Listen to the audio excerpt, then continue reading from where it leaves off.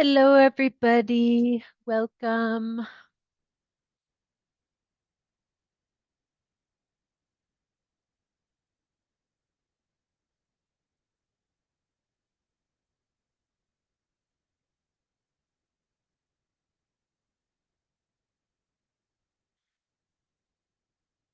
Welcome to those who have joined. Let's give about a minute for people to continue to enter the webinar.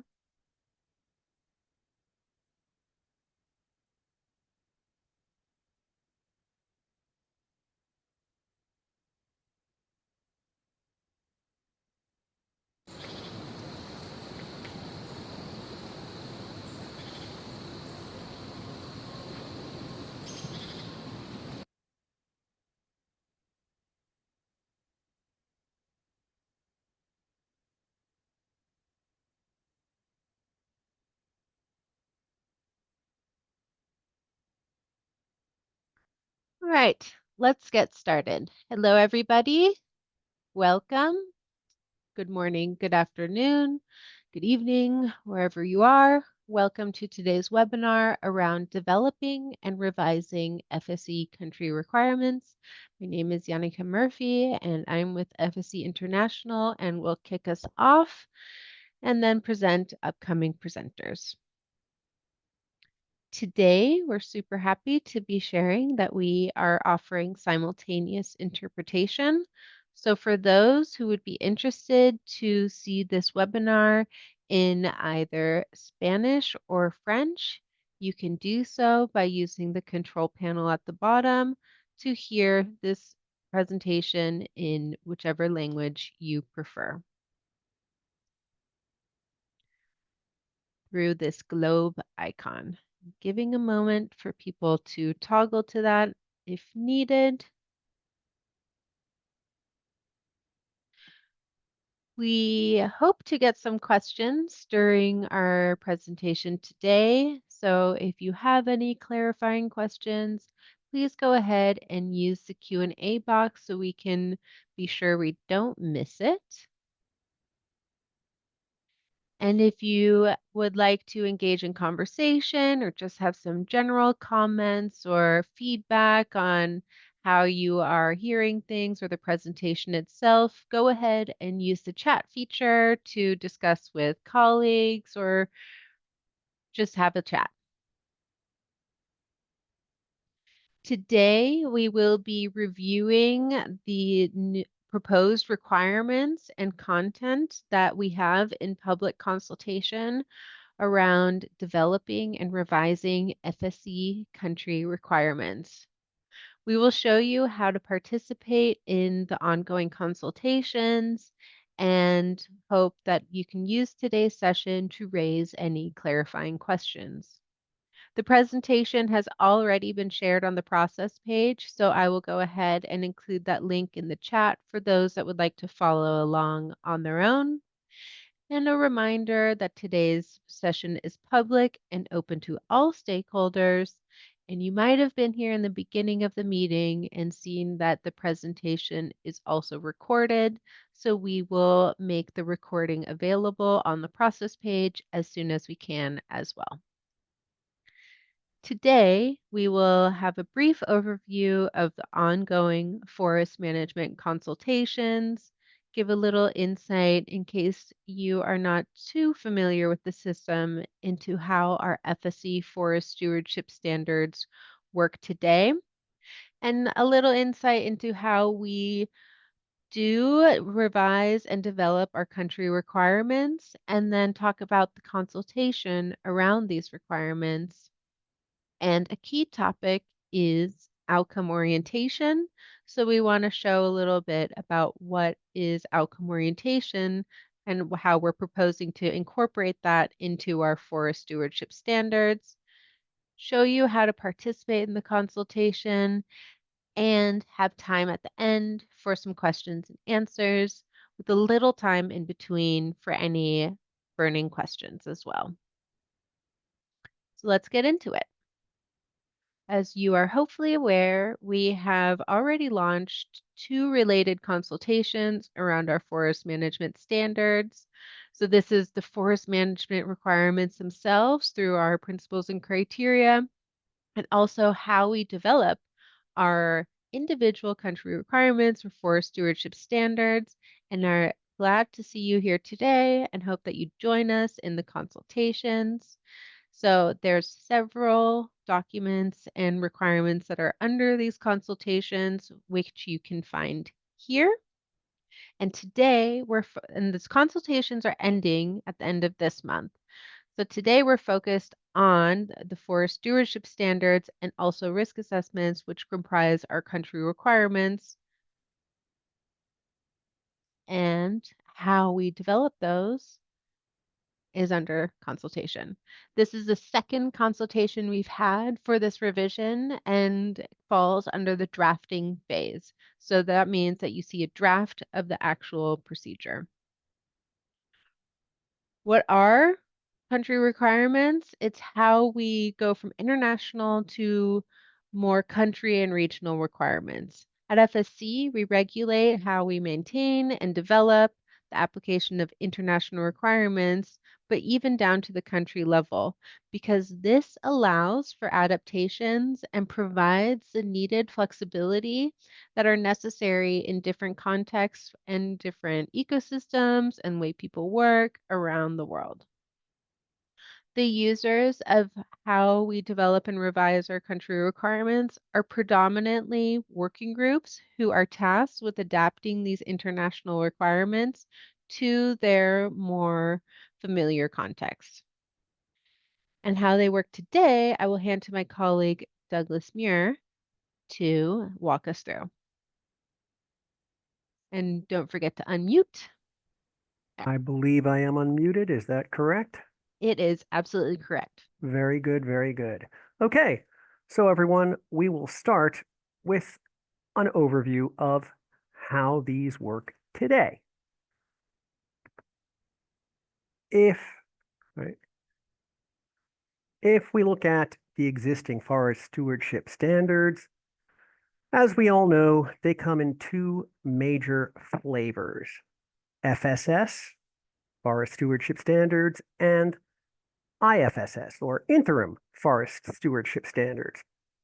The big difference is that the interim ones are not developed by a full stakeholder group, so they're interim, temporary. Eventually they get replaced, but since this is an ongoing process around the world, many countries have interim standards for some period of time. Okay, well, how do we develop those standards? We start with the FSS principles and criteria for forest stewardship. These are our unwavering and global commitments. And then the international generic indicators, number 2, operationalize the principles and criteria by providing specific indicators for each of the 10 principles and criteria. And these indicators are designed to be adaptable at the national or regional level, ensuring that they're relevant to the specific context in which they're used. And the IGI also includes annexes that provide guidance to standard developers like yourselves on how to address specific requirements of the P&C. And these annexes cover a wide range of topics: identification and protection of environmental values, protection of workers' rights, etc. And the IGI is thus an essential tool for ensuring the consistent and effective implementation of the P&C around the world. Now, again, we start with the P&C, and as I think we all know, there are 10 of these. I'm going to jump right in to those 10. And again, most of you will be familiar with these, counting across from 1 to 10. And these principles have been developed to be applicable worldwide and relevant to all kinds of forest ecosystems, as well as a wide range of cultural, political, and legal settings. Now, each of these principles has a number of indicators attached to it. So for instance, if you look at O2, workers' rights, it'll have indicators. Is the organization giving its workers proper training? Should be yes. Is the organization using child labor? Should be no, and so forth. And there are indicators that attach to all of these. Okay, then moving along, starting with the principles and criteria and the IGIs, the working groups then adapt them to local circumstances. And the result is forest stewardship standards that are relevant to each particular country. Okay, well, you see that blue arrow in the middle? That's where a lot of the action happens. So let's look a little more closely at that. Now, the way this works now, we've got the IGIs, the International Generic Indicators, and right now you can do four things with them. You can adopt them, just take them. You can adapt them to the particular circumstances of your country. You can drop one or more of them, or you can add a new indicator that's particularly relevant to your country or region. Pretty straightforward. This slide just reminds us that if we're talking about IFSS, the interims, then you can't add, and there's only particular circumstances under which you can drop. But otherwise, those are normally the four things that you can do with your indicators.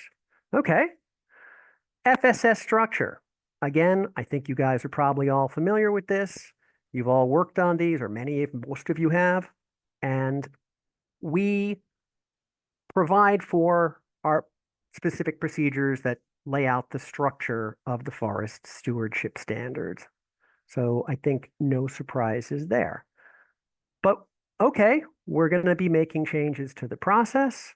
Let's talk about a couple of these changes. One big one. What normative documents cover the process? In the past, there were 6, and those are the gray boxes up top. Going forward, there will only be 3, and those are the green boxes at the bottom. 6 will become 3. 60006 will now be the main procedure containing requirements for both forest stewardship standards and FSC risk assessments. And then the 2 addenda, 006A and 006B, will contain the content requirements for FSS standards and for RA risk assessments, respectively. 006B is already done, already published. We're already using it. The other 2 are the works in progress that we welcome your feedback on. Okay, country requirements, as you all know, come in 2 categories: forest stewardship standards and FSC risk assessments. And we're going to talk about both of these. So, all right, that's how it works now. Let's talk about some of the changes that are coming. First off, why changes? Well, we went through a process of collecting stakeholder input. What did we hear? I think this slide summarizes the key points pretty well. The process is too long, and part of the reason it's too long is a lack of involvement of FSC at the early stages. And the process is too complex. A lot of complaints about that. And there's uneven calibration, unclear requirements about process, content, data, mitigation. Trainings aren't always consistent everywhere. And these are all acknowledged problems that we hope, now moving to resolve. Okay, then what are some of the things that we're doing? Well, we're innovating the forest stewardship standards by introducing outcome orientation and risk-based approaches, hoping to ensure both environmental and social integrity while reducing unnecessary burdens on the working groups. We want to make life simpler and easier for you. Consultation topics.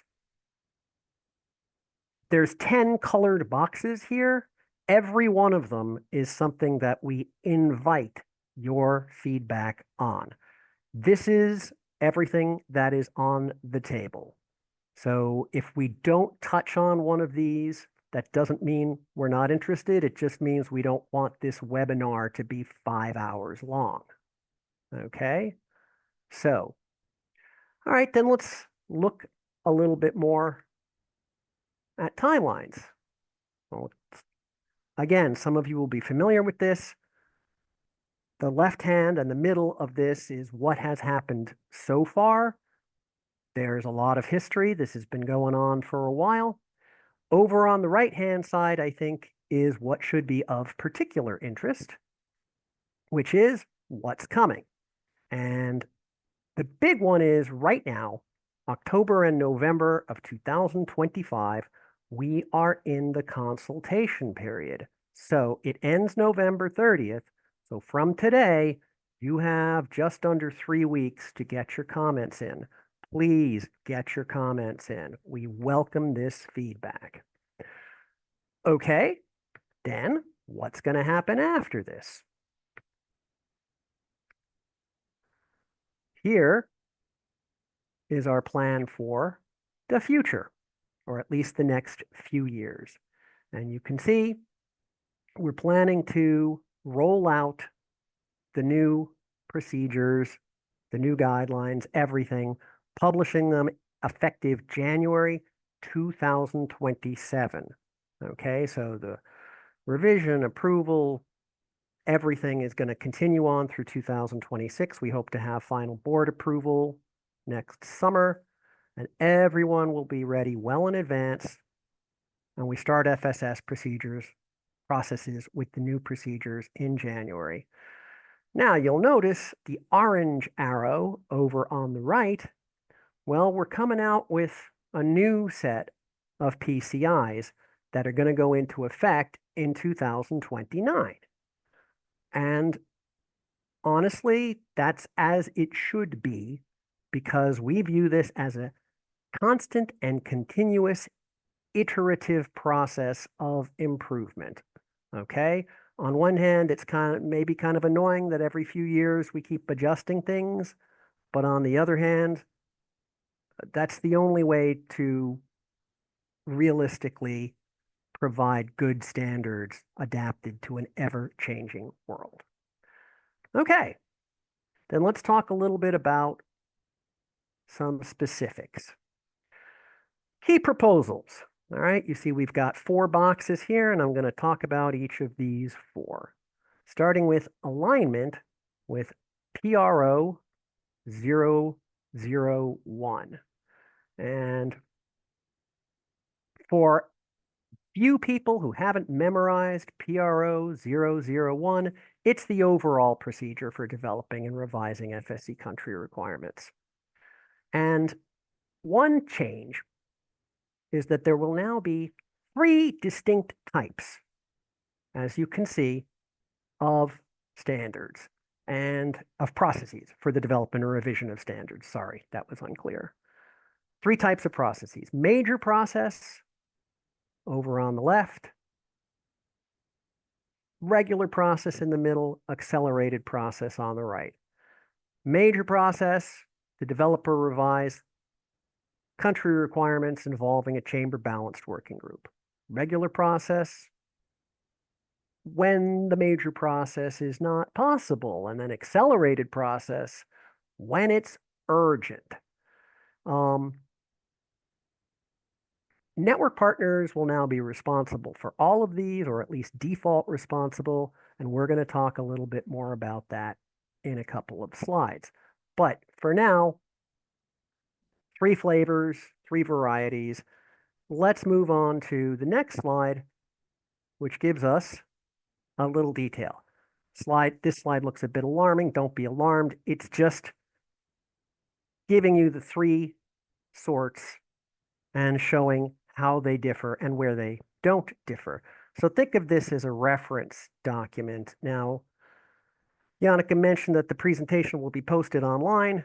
You can come back and look at this if you're wondering, okay, what again is the difference between the major and the regular, or the regular and accelerated? Boom, the key points are on this slide. Okay, then let's look a little bit about how the process flows. This is a flow chart giving you an example before the drafting phase. and of how we anticipate and expect things are going to flow. And right away, you may notice there's something new here that wasn't before, which is something called the conceptual phase. And the conceptual phase, actually, let me take a step back. We're going to have very clear requirements for registration, and all aspects relevant to the process have to be set forth at the time of registration. Sorry, but that's an important point. Hasn't always been true in the past. We're going to make it so going forward. Okay, and then the conceptual phase. That's new. Why are we adding a new phase if we're trying to make things faster and more efficient? Because we think it will make things faster and more efficient. So if we look at that conceptual phase in some detail, you see these 5 colored bars. Each of these is giving you things that we expect to happen in the conceptual phase. And I'll be clear, this is a cooperative effort. This is not something where we're just, FSC is telling you, oh, you got to do this. We're going to be working with you through this phase. So why we're adding it is because all of this stuff eventually happened anyway, but in a sometimes confused and ad hoc manner that led to delay. So if we get it all done at the beginning and everything's clear and everyone's role is clear, we think it's going to speed things up considerably. Which brings us to streamlining the process. Okay, involved parties. Well, we have 2 slides of involved parties because there are a lot, as you know, of involved parties. For all types of processes, we're now defining this clearly. By default, network partners will now be the responsible body, responsible for setting, revising, and maintaining standards. Process lead, that'll be an individual person, and there will be clear requirements on who can and cannot be a process lead. Okay, I think working group and experts, you don't really need those explained. The second slide, forest steward, of course, FSC itself is going to be heavily involved. And then finally, there's the decision-making body, which is a body designated to approve or reject the final draft. Okay, who's going to be the decision-making body? Okay, at FSC, there are 3 bodies that can be the decision-making bodies. And these are, we've got the PS, make sure I get this right, PSC, the Policy and Standards Committee. We got the PSG, the Policy Steering Group. Those are 2 completely different bodies. And we've got the P&P director, who is a single individual person who can either do the review themselves or designate it. Although if you know that person, you know that person gives a lot of attention to these reviews. Okay. All right, now this next bit, this next slide. We're contemplating our options, and we're offering you 2 options on decision-making bodies, which we really welcome your input on. Option number 1, PSG is the default decision-making body over standards and risk assessments. The partial exception being, if a process is low complexity, it may be kicked over to PSC. Or if it's a risk assessment, sorry, if it's not low complexity, sorry about that. If it's high complexity, it may be kicked over to PSC. If it's a risk assessment and it's low complexity, it might go to the P&P director. It's low complexity, it's a risk assessment, one person might be able to handle that. Okay, well, that's option number 1. Option number 2. Well, we divide it. We say for major processes, the default decision-making body becomes PSC. But if it's low complexity, they can kick it back to PSG. And one more slide. For regular and accelerated processes, it's PSG. But if it's high complexity, they can kick it back to PSC. Or if it's a low complexity risk assessment, same as before, to the P&P director. Now, that may seem a little hard to grasp at first, but it's actually fairly straightforward. We're just these different decision-making bodies. We're trying to figure out what's the best way, and we welcome your feedback. Option number one is the option that's included in the draft, but if you look at the consultation materials, you'll see we've included both. If we go with option number one, then the board of directors is delegating significant power to the secretariat. That's a change. Option number two is maybe closer to what we have now. But again, without getting into details, we welcome your feedback on what's the best way to proceed here. Okay, let us now compare the current process to what we hope to achieve. Now, if you look at the blue arrow along the bottom, you'll see it is a long process. And we're aware that there are reasons for that and why the process has taken so long. We've done a lot of analysis on this, and it is important to regulate how long a process should take. But we really need to get these numbers down. 75 months, that's 6 years, and that's an average. 14 to 27 months for decision-making, review decision-making and publication. Again, big numbers. We're going to shoot for 12 months for orange arrows on the bottom, 12 months for regular or 18 months for major process, and then 12 months for finalizing and publication after submission. We are aware that these are ambitious goals, but we have put a fair amount of thought into how we may achieve these. Okay. Next. Sorry.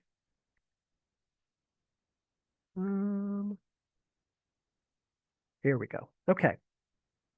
New process steps and shorter duration, we hope. And again, you can see there's a couple of steps that are new deliberately because we are trying to improve efficiency by making it clear what should happen when. So this kind of green snake will take us from beginning to end.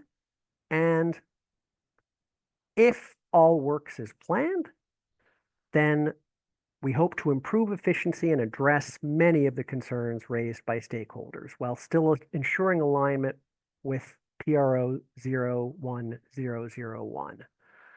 And as a note again, review by FSC of the pre-consultation drafts will now be required. Some other noteworthy new aspects, the development of the terms of reference by the responsible body, which will default be the network partner. And that'll contain the objectives of the process, work plan, testing plan if applicable, clear roles and responsibility, and so on and so forth. Okay, one other change. I don't know if it's here, but I'm going to mention it, and I'm going to mention it again later. Working group members will now be able to apply for stipends. And this will be decided on a case-by-case basis by FSC in coordination with the responsible body. Also, process lead and working group members will have to complete FSC training. And we view this as a positive because it hasn't always been consistent in the past. Now we want everyone to have the same training and be on the same page. Okay. How to ensure these new timelines are appropriate? We have had questions on this. Is this realistic? Okay, I want to be clear. FSC is your partner. We're not hanging you out to dry. We are going to support you and work with you to make sure that timelines are realistic and are achieved. So looking at the slide, network partners are now responsible body default. Network partners, therefore, can identify the process type that fits their needs. Network partners will work with us, FSC, on prioritizing processes.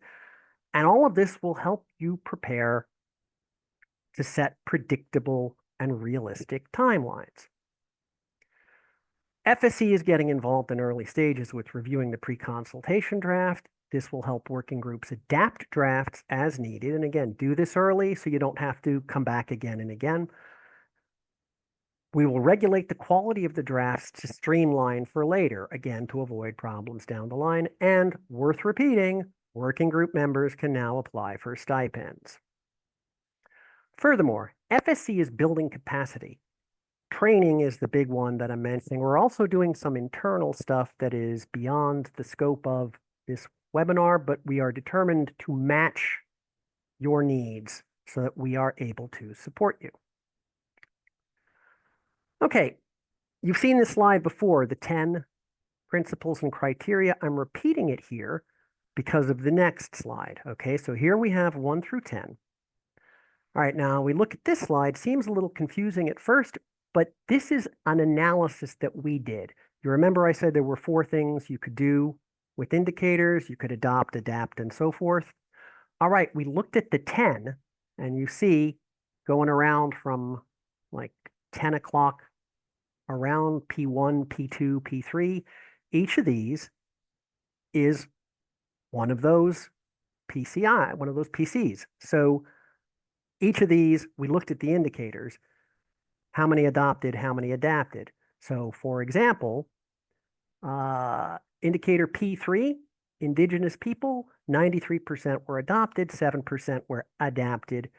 And in a number of cases, they were dropped because some countries don't have indigenous people. And we did this to move around to see where was a lot of adopting happening and where was a lot of adapting happening. We had a pool of 24 interim FSSs that we looked at. Aggregated the results.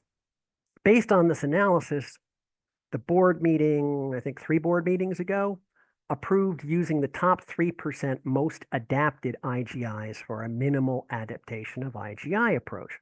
Again, purpose of this is to speed things along for you guys. And we're actually testing this right now. Again, this is a somewhat alarming slide. Don't worry about it. Key points here. We're testing it right now in Hungary, North Macedonia, and South Africa. That block of text in the pale green is talking about when we might do this in order to speed things along. Okay, new approach for stalled processes. So again, something that's been a problem in the past. Sometimes things get delayed and we're not even sure, is it still going? What does it mean when a process is stalled? Does it just no one's working on it? There's a long delay, a pause. It was unclear. We're now setting clearer criteria for when a process is stalled and how to reboot it.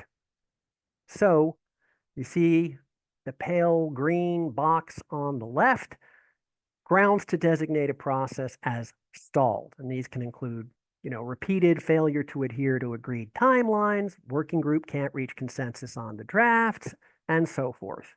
And then you see the little flow chart on the rest of the slide. When it's been decided that a process is stalled, we're also going to have a procedure to potentially restart the process and deregister and re-register. Yeah, so when we do that, by the way, responsible body will have to prepare and submit a registration request, and we'll start again from the latest draft of the FSC country requirements. But hopefully, stalled processes were some of the things that were moving our numbers up. Hopefully that will no longer be an issue. We'll either restart it or we'll understand why it can't be restarted. Okay, and finally, streamlining for outcome orientation and risk-based approaches. All right, this is a big one. Outcome orientation and streamlining against risk. I'm going to talk about risk, and then my colleague Arildo is going to talk about outcome-based approaches. So the board of directors has given us a mandate to explore risk-based approaches. And in the simplest terms, we figure out an indicator, whether an indicator can be designated as negligible or non-negligible risk. And if it's negligible risk, it's negligible risk. We don't really need to spend a lot of time evaluating it, and we can just move on.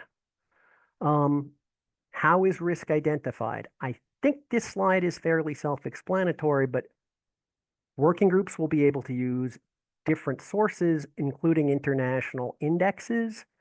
If your country has a perfect grade on something in multiple international indexes, then maybe we don't need to investigate that further. For instance, they can use FSC risk assessments, which we are perpetually doing. You can find them on the Risk Hub at FSC. Now, we've only got a couple up on the Risk Hub so far because the Risk Hub is new, but there's going to be many more coming in the pretty near future. Information from ASI reports, information on nonconformities. Again, all of these are good, and we're encouraging you to use these different information sources to identify potential negligible risks. Now, to be clear, we do not view this as a way to blow past important evaluations. We think we should be fairly conservative in saying that risk is really negligible, but sometimes it is. And when it is, we're going to go through this process right here. And if it says there's negligible risk, okay, move on. All right, speaking of moving on, FSC, one way we're going to empower working groups is to regularly provide updated FSC risk assessments. And we're going to give you guys all the data that we have access to. Again, we have a publicly available dashboard showing complaints and nonconformities. We're actively doing new risk assessments all the time. Again, we want to give you guys the tools that you need to move forward quickly and efficiently towards our mutual goal of strong, workable country risk standards. All right. I know that was a lot, so how about we pause and take a couple of questions? Great. Thank you, Douglas, for taking us through this presentation and helping walk people through these concepts. We have a couple of questions and we will not get to everything now as we will have a dedicated Q&A session at the end. But just to have a little bit of a break, why don't we take a question or two? And for that, we'll ask our colleague Nicolas Macia Rojas, Program Manager of Country Requirements, to answer some of these as he has been the process lead. So hello, Nico. There is a question around the timelines. So with the just ending General Assembly, many of the stakeholders have already invested significant time over the past weeks in motions and GA-related work. Given this exceptional workload, would it be possible to extend the deadline and allow stakeholders enough time to properly review and comment on this consultation?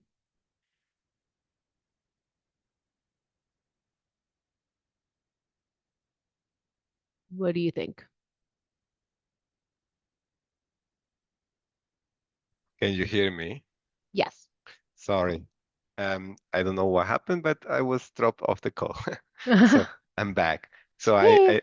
I imagine you are still talking about the question about the timelines, right? Yes, thank you. Okay, thank you. So regarding the timelines, I mean, just to clarify, this process started, the consultation already started on the 1st of October. Basically, we're having 60 days consultation. We are not planning to extend the timelines. We are also aligning, of course, with the consultation ongoing with the PCI revision. And we consider that, we have given 60 days time should be sufficient in this case to be able to receive feedback from stakeholders. Of course, we encourage you to please try to make an effort to be able to provide the feedback by the deadline, but we are not planning to extend timelines further after that. So thanks for your understanding, of course. Thank you. And while we have you, maybe we just take care of one more question. And this is around the replacement of working group members. So there is a question on, are there provisions for an interim replacement of working group members? We talked. So thank you. We don't have a specific requirement right now in 6006 about the interim replacement of working group members. This is something that, of course, has to be dealt on a case by case. And of course, I mean, if there are issues with the working group members or the process lead, we also have now the requirements on install process. So we can always, of course, in this, if there are issues in that from that nature, designate the process as stall, restart the process with a new working group or with a new process lead. But specifically about interim replacement, we don't have. So if you have any suggestions on this, or you feel it's needed to make a very explicit the need to have a requirement for interim replacement, I would suggest that you please contribute in the consultation. We will be more than happy to hear about your opinion. Thank you. Great. Thank you. So let's move on to outcome orientation. And for that, I would like to invite my colleague Arildo Diaz, who is a monitoring and evaluation manager, to take over the presentation. Thank you. Thank you very much, Janica. Hello, everyone. Good morning, good afternoon, good evening, wherever you are. And I will start to present this part related to outcome orientation. Well, I think Douglas already mentioned about where outcome orientation comes from, especially the FSC Global Strategy, the goal 1.2, streamline policies and standards towards outcome orientation. But then the question is, what is exactly outcome orientation? Outcome orientation for FSC means basically put more focus towards the achievement and demonstration of intended outcomes. That means the results that should be achieved during the standard development and implementation. This process has basically three main steps. First, we need to define the intended outcomes, what kind of results we want to achieve. Then we have to, in the second step, define the monitoring requirements, what kind of needs monitoring aspects related to data collection, indicators, and so on that will be needed to monitor these intended outcomes. And finally, in the step number 3, we will use this information that will be produced to this 2 main steps that I mentioned before to come up with valuable insights, valuable information that can be used to improve the standards, to improve the forest management activities, for example. And outcome orientation has 3 main objectives, we could say this. So one of them is related to foster the demonstration of positive outcomes of the FSC certification. Another one is to foster the improvement of the standards. And finally, also foster the improvement of forest management practices or activities. So also important to mention here that all these objectives, they bring multiple benefits to different stakeholders. We can easily see that if the standards are improving based on this aspect, this will have benefits not only for certificate holders, for example, but also for certification bodies and so on.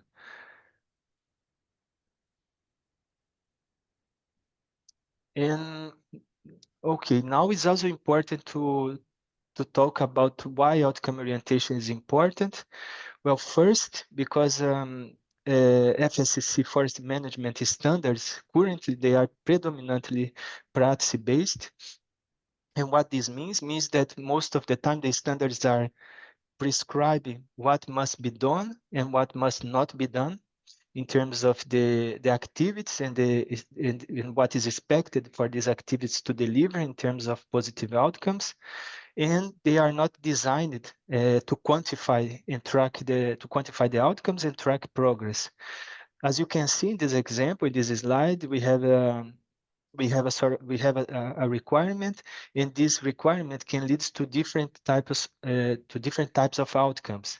So this is one problem. One activity can lead to multiple outcomes, and the second point is that we are not sure exactly how this is exactly happening, if we are reaching these outcomes and why we are reaching? I mean, what are the factors behind this?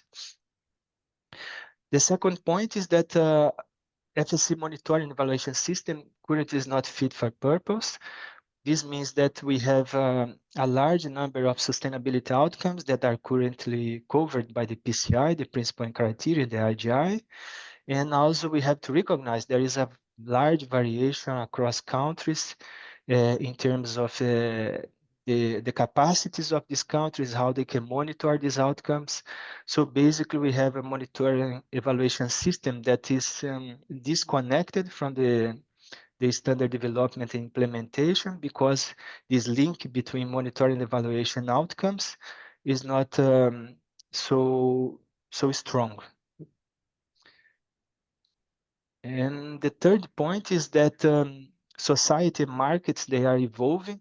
As we can see, we have a lot of new legislations and frameworks for reporting, for example, that are clearly requiring more data, evidence to demonstrate impact.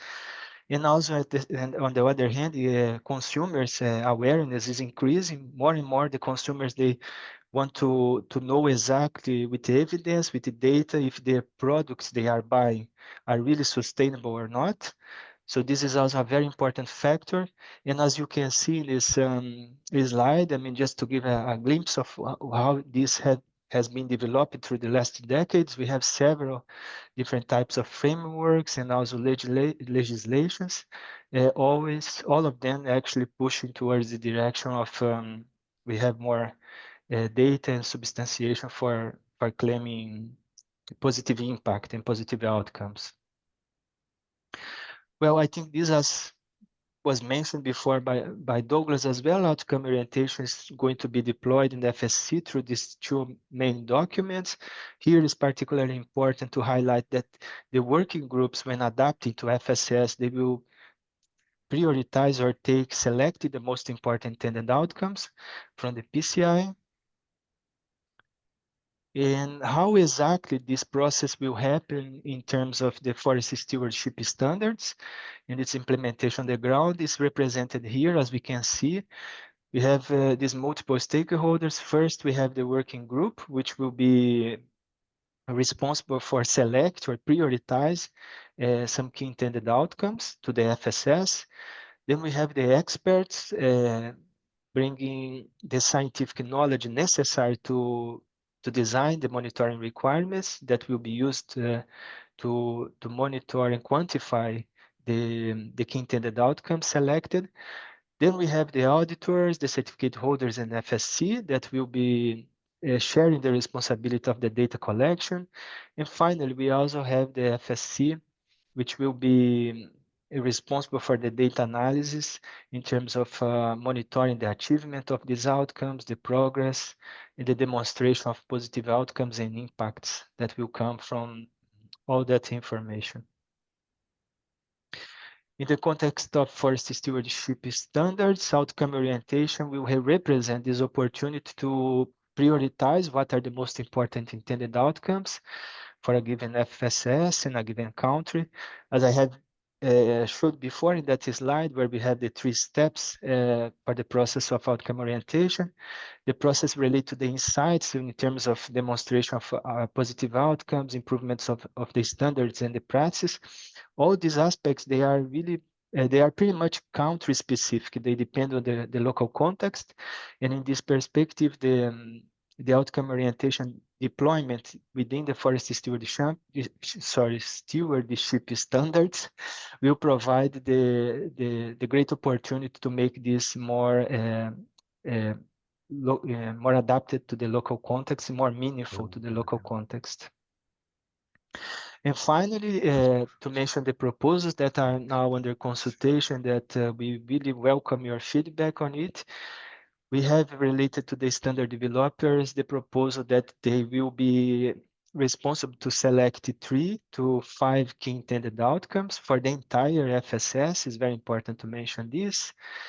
And they will also be responsible to define indicators which are quite similar to the international generic key indicators we have currently, but they will try to make this clear focus on the activities that contribute to the intended outcomes selected in the step 1.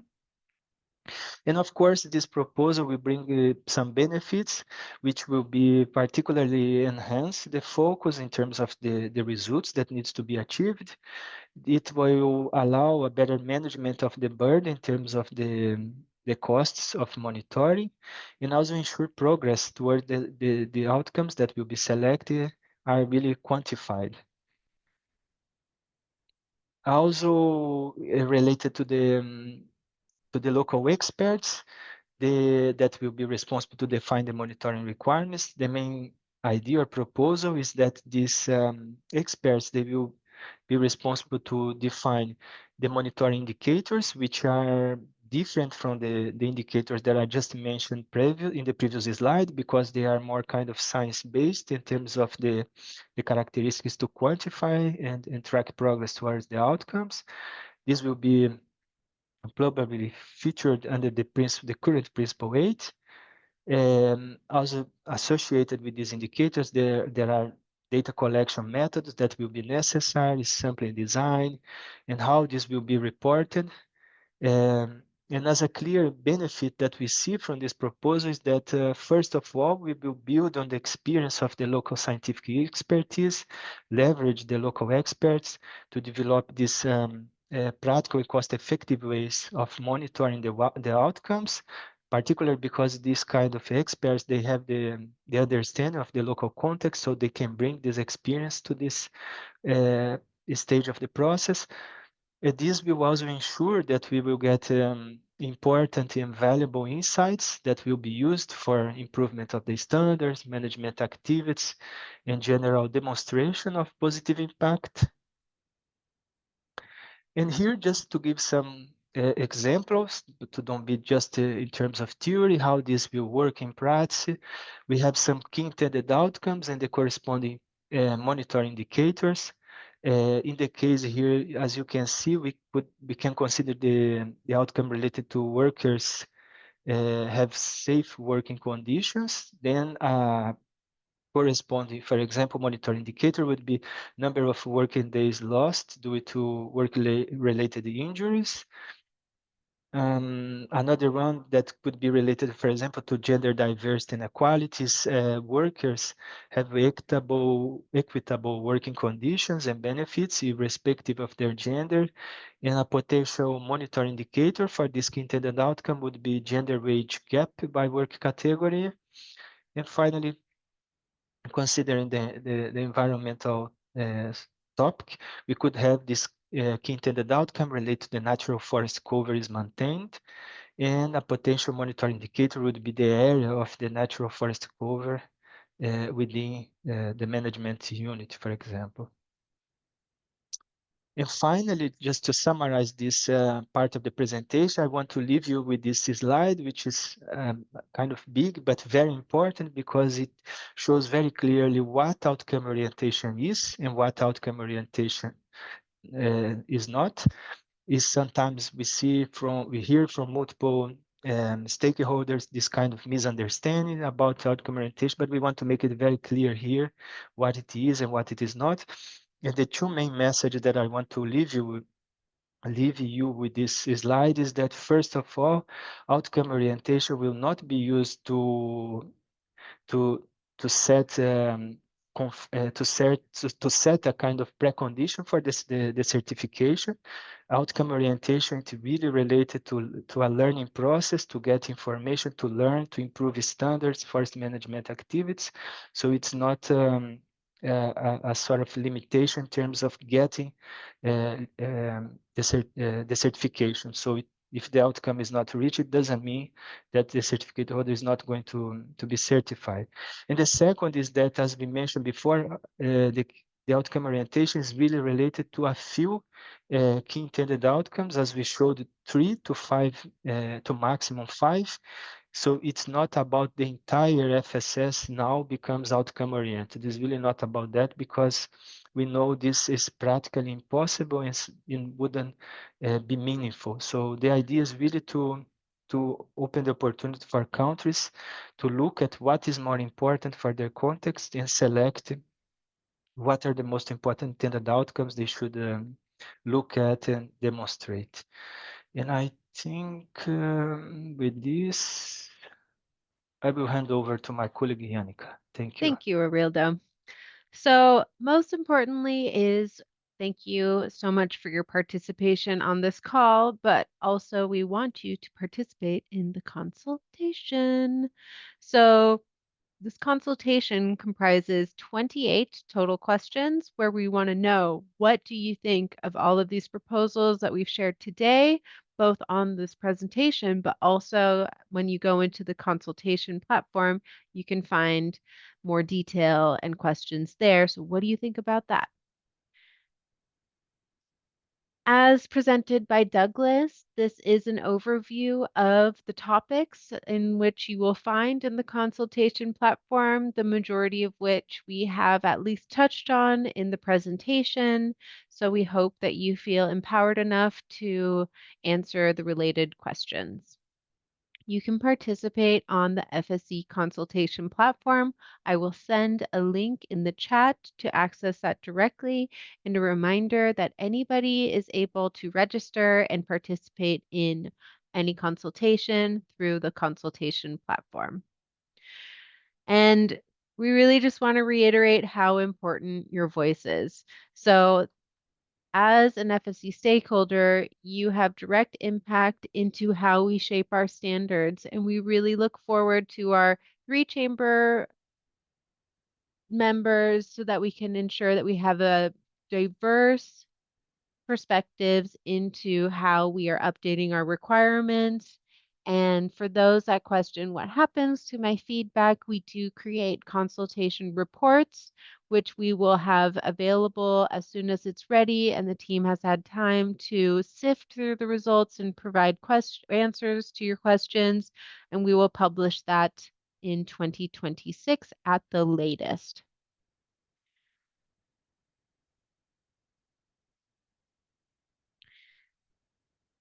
As mentioned, the development and revision of FSC country requirements is closely related, and we see in the questions and the comments today to our principles and criteria and indicators, quote, PCI, unquote, revision. So for those that are keen to participate in both, which we hope is many of you, this revision, the PCI revision, is in its conceptual phase, whereas this one for the country requirements is in its drafting. And we invite you to join us next week at a webinar dedicated to the PCI revision. And final reminder, the consultations are both open until November 30th. And so time is ticking. Join us there. If you want to dive deeper and find more resources for the development and revision of FSC country requirements, we have a process page which has been placed into the chat. There are consultation materials that you can find in the process page, and the consultation itself. Next week's webinar is a bit related, and also this webinar itself, the presentation material is already available and the recording will be made available. As you've learned from Arildo, this is closely related when we have proposals around outcome orientation. And there we have material there. So I will also share additional resources in the chat. And we spoke with many of you the other week at our FSC General Assembly. Last but not least, to ensure that you are receiving the messages and the information that you need in order to participate effectively into our processes, invite you to provide any feedback on this webinar if there is something you were missing, if there's something you would change, or if overall things were okay. We'll also post in the chat, so expect many links from me shortly. And with that, we can go ahead and go into the questions and answers portion of today's webinar. And I will stop sharing the screen. See that many were already answered, so that's great.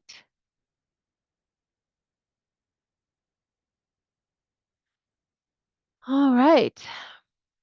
So Maybe this is for Arildo around testing and outcome orientation. So it's more a comment, but maybe something to comment on is outcome orientation should include specific tests of practicability by field tests with certificate holders. Is this something that is planned?